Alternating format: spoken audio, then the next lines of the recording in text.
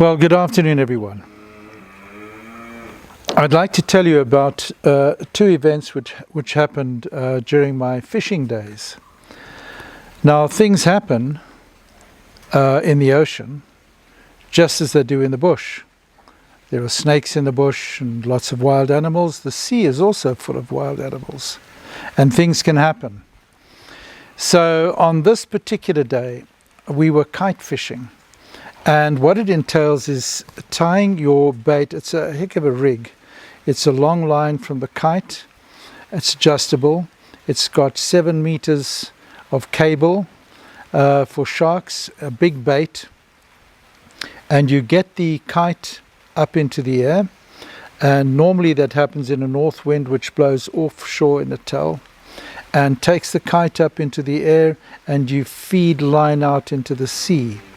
Your bait goes out all the way, and then you have a release mechanism and you jerk the line and the bait falls into the sea. It's a bit more complicated than that, but anyway, that's basically how it works.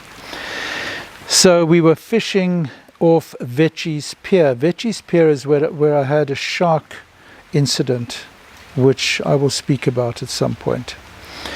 And I just put my bait into the water. The kite was already up and the bait just started going off away from the rocks of the pier. Vetchie's Pier is a reef.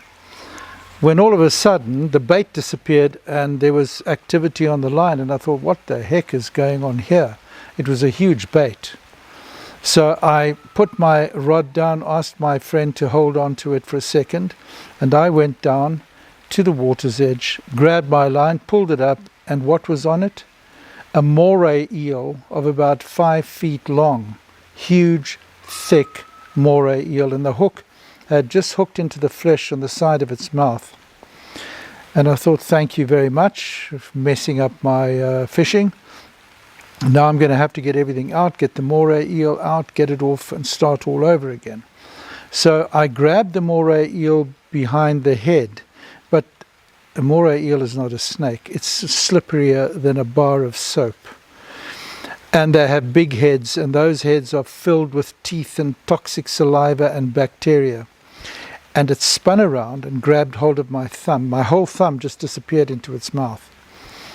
And it bit and held on tight and would not let go, and it got its body all around my arm and hand, tied it into a knot, a slippery, soapy, foamy knot like you cannot believe, and held on like anything, and the pain was intense. Now I had pilchard blood and juice from an old pilchard, which was my bait for scent in the water, which had now mixed in to the saliva and into the wound. So my wounds were full of putrid fish, toxic saliva, and this fish's teeth, and they were grating and crunching on the bones inside my thumb. It was the most uncomfortable feeling, I can tell you. And the pain was very interesting. It was excruciating. So there was no way to get this thing off. You just could not get it off. I couldn't get it off. My thumb, it wouldn't let go, and you couldn't get a hold of it anywhere because it was like soap. Slimy, foamy, slippery soap. So my friend put all his things down, took out his fishing knife, came over, found a position under the body of this Moray eel and severed its body, severed the head, got the head bit off. He then struggled and got the body off, which still had a mind of its own, even without a head, holding on and twisting and writhing and pulling at my arm. He got that off, tossed it in the water. He then had to go and find a stick in the scrub nearby to push into the mouth of the Moray eel and pry the mouth open, and eventually we got it off my thumb. Well, that was me for the day. It took a week before my finger was completely black and swollen out of all proportion, but with antibiotics and creams and bandaging, dressings all the time, my thumb eventually recovered. It took quite some time, and today there's no trace of anything at all. Thank goodness. Right next to Vetchie's Pier or let's say 600 to 800 meters, was North Pier. North Pier, South Pier. These were the two arms that were built out into the sea to protect ships as they came into Durban harbour. North Pier went out pretty far. I guess I've never measured it, of course, but I would say 600, 800, 900 meters. South Pier went out a lot further. People fished off these piers. They still do to this day. Fabulous fishing off the piers. You can go straight into deep water. And on a good clear day, you can snorkel up and down the sides of the pier where there are millions of tons of rock that were thrown in there. And a thing called a dolos, which was invented in South Africa. It's a huge concrete structure, which I think has 4 or 5 sort of limbs to it, massive concrete structure. And they interlocked, and they were used as well to hold things together for the construction of this pier. Anyway, if we were short of bait, we would get into the water and snorkel up and down and look for things like crab or octopus. So on this particular day, I learnt another valuable lesson and almost got myself killed.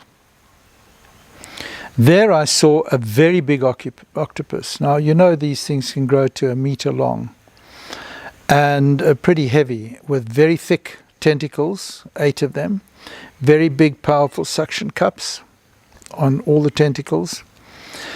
And there was one on top of a rock next to a crevice. It was about 8 feet down from the surface of the water. So I dived, went down, grabbed hold of it, and immediately it put its tentacles all around my arm and up to my elbow, and then pulled itself with the other tentacles into a crevice. And its head went in the crevice, and part of my hand and wrist went into the crevice. And I got stuck in the crevice because he was holding on to me. He had expanded himself in the crevice, and the suction cups were holding on to me so fast, so tightly, that I couldn't get them off me. And I had limited time because it was just the air in my lungs. And after a very short space of time, my lungs were burning, and I needed air, and I was screaming for air internally. And I knew if I didn't get free of this thing in an instant, I'd have to start breathing water, just the natural response, and I would then most certainly drown, because there was nobody nearby to see what was going on under there. Something got me to swing my legs down. How I did it, I'm not quite sure. Got my legs down, and I was able to brace my legs against the rock, and with the force of my legs, which carry a lot of muscle power, I was able to push upwards and free my hand from the crevice and from the tentacles, and then I was able to shoot up to the surface. And as I broke water, I'd never been so thankful to get air in my life. It was a terrifying situation. Beware. These things are stronger than you think, and in an instant, in a jiffy, you can get yourself into a deadly situation just like that. Hey, by the way, I do have Patreon, so you can join me there too.